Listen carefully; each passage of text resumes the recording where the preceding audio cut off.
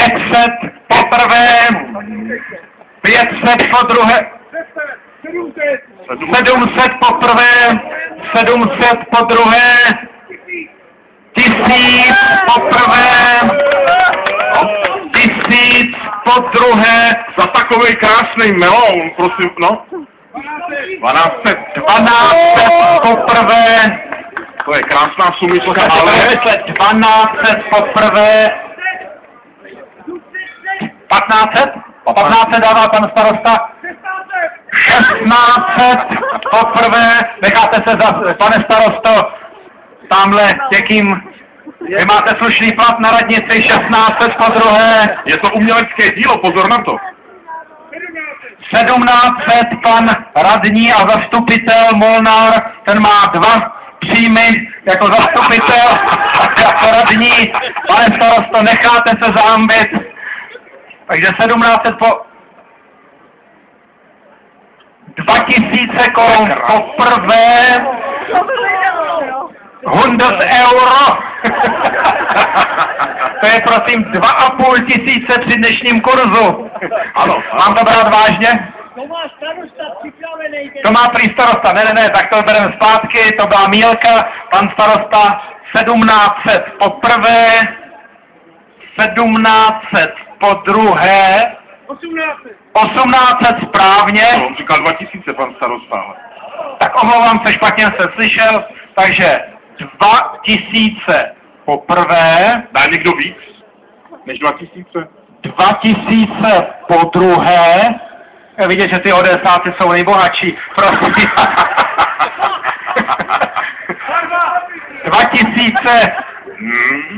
2200 korun od sociálního demokrata, ale to drž trošku zpátky, my tolik nemáme. 2200 korun poprvé, no přece to nevyhraje sociální demokrat v aukci, prosím. 2300 korun poprvé, Ten je odkud? Ten je z Unie svobody. 2000. Pán je vegetarián. Jo, tak. On šetří tím, že tady neutrácí. 2200, 300, po druhé, pánové politici. 2400 poprvé, 2400 podruhé. Pane starosto, ODS se tady nenechá, prosím. 2500 poprvé, 2500 po druhé, 2600 korun pan radní a zastupitel Molnár. Takže to chce už potlesk. 2600 korun poprvé za takovýhle krásný meloun. 2600 korun po druhé. Fakt se tady nenajde nikdo. A pan starosta, prosím. 3000 korun. To už je pro každýho 1000. Vidět, že Kolín je město bohaté a že své zastupitele dobře platí. 3000 korun po druhé. To se fakt tady nenajde nikdo za takový krásný meloun. Podívejte, jaká hezká slečna ho vyřezávala. Prosím? 2 slečny, obě jsou pěkný, máte pravdu, ale jedna ho vyřezávala, jedna je studentka, druhá je její učitelka. Druhá je bohužel učitel. Druhá je učitelka, takže 3000 korun po druhé. 3200 korun. Ty krása. To už začíná být hodně napínavé. Za takovýhle úžasný meloun.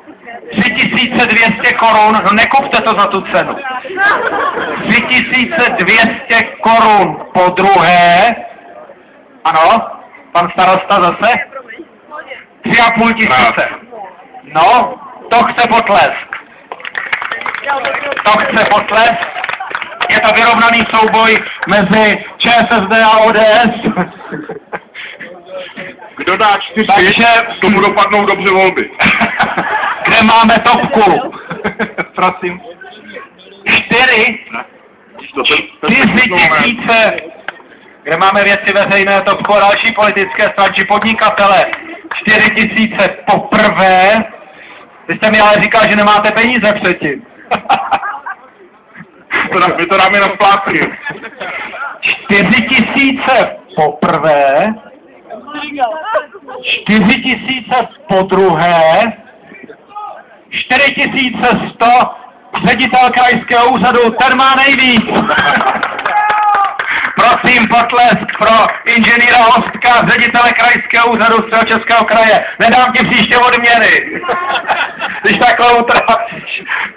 Dámy a pánové, takže ředitel krajského úřadu inženýr Hostek všechny přebyl 4100 korun, podruhé. Jedině kdyby dal 4,5, tak by zase ty odměny mohl, že? Jedině tak. Ale vidět, že jsi žena, vysoký noze, chodí na aukce do Kolína a tak. 4000, prosím?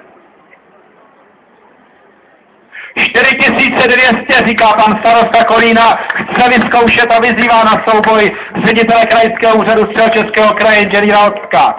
Takže 4200 poprvé. 4,5.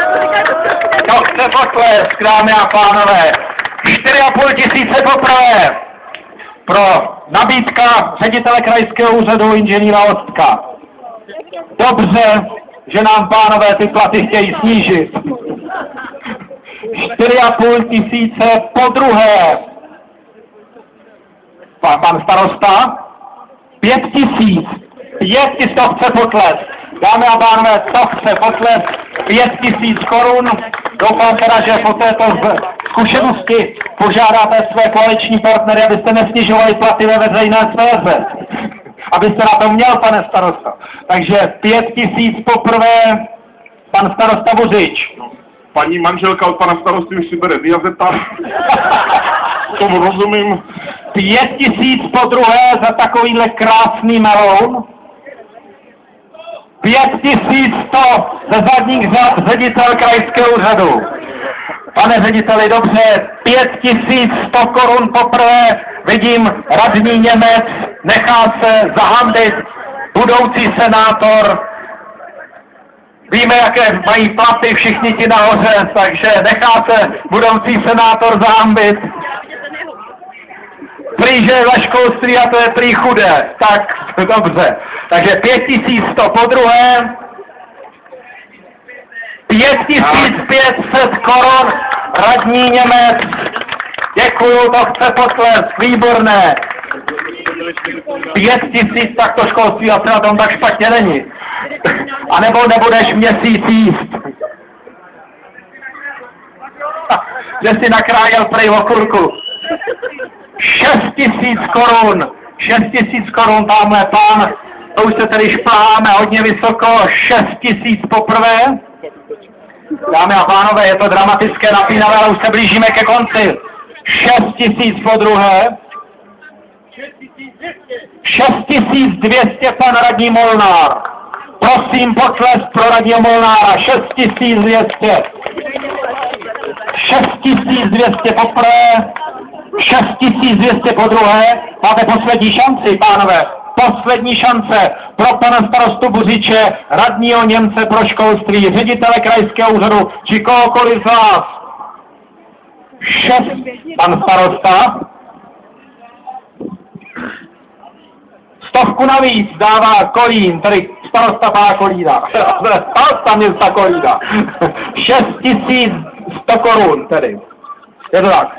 Já už se s tom pletu. 6300, omlouvám se. 6300, to chce potlesk pro pana starostu. 6300 korun poprvé, pan starosta Buřič. 6300 korun podruhé pro pana starostu. Ano? Kolínská opozice přidává 100. Kolínská opozice ČSSD přidává 100, 6400. Pánové, tady by se dali psát naši furianti. To je jak literární dílo. 6400 pan radní Molnár poprvé. 6400 pan radní Molnár podruhé. Poslední šance. Pan starosta? 6,5 říká, že se nenechá zahambit, že v Kolíně vládne 4 roky a že to musí vyhrát. Čili 6,5 poprvé pan starosta Buřič. 6,5 podruhé, mě už dochází hlas. 6,5 podruhé pro pana starostu, prosím. 7 000 svaz kuchařů. Pan kolega Sapík Svaz kuchařů. za svaz kuchařů 7 000 korun. Prosím, potlesky svaz kuchařů. A pro vynikajícího kuchaře, předsedu svazu, pana Sapíka, který převzal taky záštitu na touto akcí. Vynikající kuchař má vynikající restauraci, sám jsem testoval ta jídla, špička. Takže svaz kuchařů 7 000 poprvé. A doufám, že už politici se do toho nepůjdou plést. Politici už ukázali, že na to mají, takže nechme to teď pro širokou veřejnost. 7 000 podruhé svaz kuchařů České republiky. Dámy a pánové, napínavý okamžik. 7 000 potřetí.